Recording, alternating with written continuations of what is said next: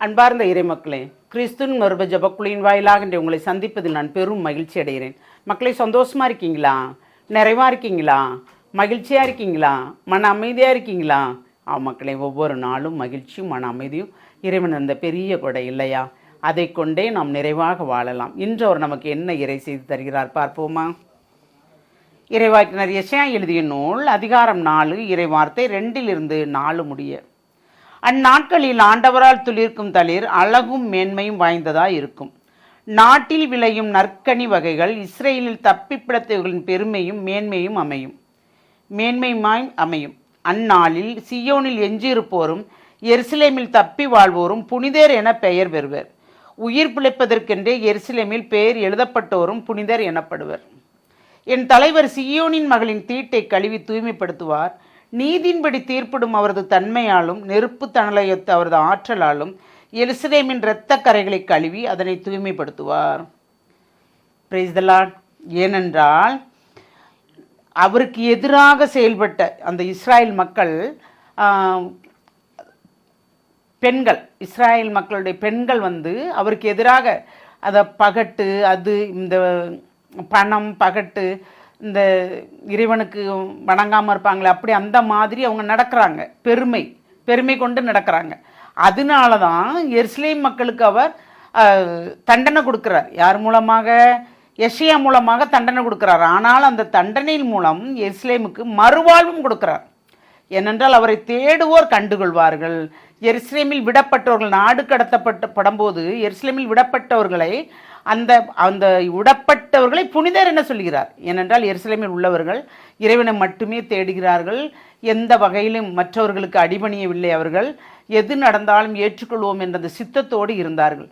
இறைவனை எதிர்பார்த்து காத்திருந்தார்கள். அவர்கள் நமக்கு ஒரு இறைவன் வருவார் என்ற அந்த இறைவாக்கினர் செய்தியின் மூலமாக இறைவாக்கினர்களை எடுத்து எல்லா உரைத்த செய்தியுமே அதுதான்.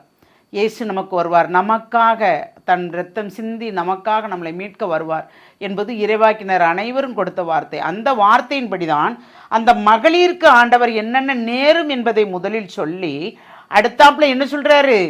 அந்த மறுவாழ்வுக்குரிய எல்லாத்தையும் அவர் கொடுக்கிறார். எப்படின்னா, அந்நாளில் ஆண்டவரால் துளிர்க்கும் தளிர் அழகும் மேன்மையும் வாய்ந்ததாக இருக்கும். நாட்டில் விளையும் நற்கனி வகைகள் இஸ்ரேலில் தப்பி பிழைத்தவர்களின் பெருமையும் மேன்மையுமாய் அமையும்.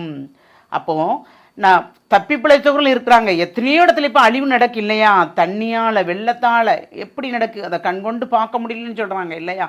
அப்போது எத்தனை பேரோ இறந்து போகிறாங்க, கண்டுபிடிக்க முடியல. ஆனால் நம்மளை ஆண்டவர் இந்த நாளை காண வைத்தாரே, அதற்கு நாம் நன்றி கூறுகிறோமா? காலையில் அதிகாலையில் எழுந்த உடனே இந்த நாளை தந்த கிருபைக்கு நன்றி என்று சொல்கிறோமா? ஒரு நாவு பத்தாது, 1000 நாவு வேண்டும் அவருக்கு நன்றி சொல்ல.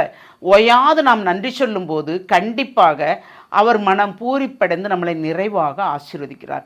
இவ்வுலக வாழ்க்கையில் இவள் எனக்குரியவள், இவன் எனக்குரியவன் என்று தெரிந்தெடுத்த பிள்ளைகளை அனைவரையுமே நிறைவாக ஆசீர்வதிக்கிறார். அந்த ஆசீர்வாதத்தோடு என்ன பேர் கிடைக்குது பாருங்க? புனிதர்கள் என்ற பெயர் கிடைக்கிறது. ஏன்னா அப்படி பேர் சும்மாவா கிடைக்கும் சொல்லுங்க? துன்பத்துக்கு மத்தியில் வாழ்ந்திருப்பார்கள் அவர்கள் இல்லையா? இப்பவும் நாம் துன்பத்துக்கு மத்தியில் வாழ்கிறோமா? நாம் பாவம் செய்யாமல் இறை சித்தத்துப்படி துன்பப்படுகிறோம் என்றால் புனிதர்கள் தான், யார் துன்பப்பட்டாலும் இல்லையா? ஆனால் நாம் பாவம் செய்து, நானோ நீங்களோ பாவம் செய்து அதன்படி துன்பப்பட்டால் புனிதர் அல்ல. அந்த இதுக்கு தான் தலைவர் சியோனின் மகளின் தீட்டை கழுவி தூய்மைப்படுத்துவார். நீதியின்படி தீர்ப்பிடும் அவரது தன்மையாலும் நெருப்பு தணலையொத்த அவரது ஆற்றலாலும் எருசலேமின் இரத்த கரைகளை கழுவி அதனை தூய்மைப்படுத்துவார். அப்போ நாம் பாவம் செஞ்சிருந்தோம்னா அவர் என்ன செய்கிறாரு? அனைத்தையும் கழுவி சுத்தப்படுத்துகிறார்.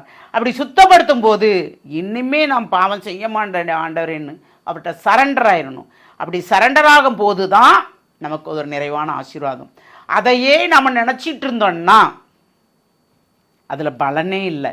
அவர் குணப்படுத்துறதுலேயும் பலன் இல்லை, நாம் பெற்றுக்கொண்ட ஆசீர்வாதத்திலையும் பலன் இல்லை.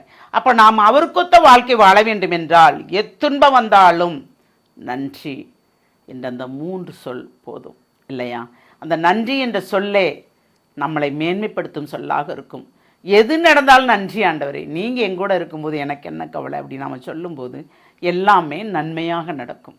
அந்த நன்மையை கேட்டு தான் நாம் ஒவ்வொரு நாளும், அதாவது தீமைகளை நன்மையாக மாற்றும் வரத்தை கேட்க வேண்டும் அவரிடம். தீமைகள் நிறைந்த இடத்துல வாழ்கிறோம், உலகமே தீமையாக இருக்குது, ஒவ்வொரு பக்கமும் அழியுது, மழையால் அழியுது, வெள்ளத்தால் அழியுது. ஆனால் நம்மளை பாதுகாப்புடன் வைத்திருக்கிறார். உண்ண உணவு தந்திருக்கிறார், உடுத்த உடை தந்திருக்கிறார், இருக்க இடம் தந்திருக்கிறார். அதுக்கெல்லாம் நன்றி சொல்லணுமா இல்லையா? உழைப்பு இல்லை, ஆனாலும் நாம் உண்கிறோம், அப்படிதானே? அப்போது நம்மளை எந்த அளவுக்கு அவர் பாதுகாக்கிறார்? கண்ணுங்கருத்துமாக பாதுகாக்கிறார். இந்த பாதுகாப்பு மேலான பாதுகாப்பு அல்லவா? யாருக்கு என்ன தேவை என்பது அவருக்கு தெரியும். அந்த தேவையை அறிந்து அவர் நமக்கு ஒவ்வொரு காரியங்களும் செய்து முடிக்கிறார். அப்போ நாம் புனிதர்களாக மாற வேண்டும் என்றால், மனிதர்கள் தான் புனிதராக மாறுவோம் இல்லையா? புனிதர்களாக மாற வேண்டும் என்றால் என்ன வந்தாலும் ஏற்றுக்கொள்கின்ற, இறைவனை ஏற்றுக்கொள்ளுகின்ற, இறைவனுக்கு நன்றி சொல்லுகின்ற, தடம்புரளாத அந்த மனத்திடன் நமக்கு வேண்டும். மன உறுதியுடன் இருப்பவர்களே இறுதியான பயணத்திற்கு தயாரானவர்கள், தகுதி உள்ளவர்கள் என்று இறைவார்த்தை நமக்கு சொல்லுது இல்லையா? அப்போ நாம் மன உறுதியோடு இருக்கும்போது, நம் பாவங்கள் குற்றங்கள் அனைத்து அவர் கழுவி தூய்மைப்படுத்தும் போது நமக்கு நிறைவான ஆசிரியை அவர் தந்து நம்மளை நிறைவாக வழி நடத்துகிறார். அந்த வழி நடத்துதலை கேட்போமா? தாயும் தந்தையுமான இறைவா, ஒவ்வொரு நாளும் ஒவ்வொரு விதமான ஆசீர்வாதத்தை தந்து எங்களை வழி நடத்துகிறீர் ஆண்டவரே. அந்த வழி நடத்துதலுக்கு உமக்கு கோடான கோடி நன்றி கூறும் ஆண்டவரே. இந்த நொடி பொழுதில் நீங்கள் எங்களை கண்ணுக்குள் வைத்து பாதுகாக்கிறீர், அதற்கு நன்றி ஆண்டவரே. என்னென்ன தேவை என்பதை அறிந்து எங்களுக்கு செய்கிறீராம் ஆண்டவரே. அதற்கு நாங்கள் என்ன செய்கிறோம்? உமக்கு உகந்த வாழ்க்கை வாழ வேண்டும் ஆண்டவரே.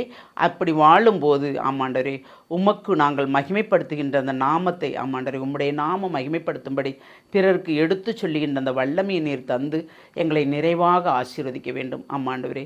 எல்லா புகழும் இறைவனுக்கு மட்டுமே என்று சொல்லும் அந்த தன்மையை கொடுத்து நாங்கள் உம்மோடு இணைந்து பயணிக்கும் அந்த வரத்தை தரப்போகிற கிருபைக்கு நன்றி கூறி எங்களை முழுமையாக உம்முடைய இரக்கத்துக்குள் ஒப்புக் கொடுக்கிறோம். ஜெபங்கேக்கும் நல்ல பிதாவே. ஆமேன், ஆமேன், ஆமேன்.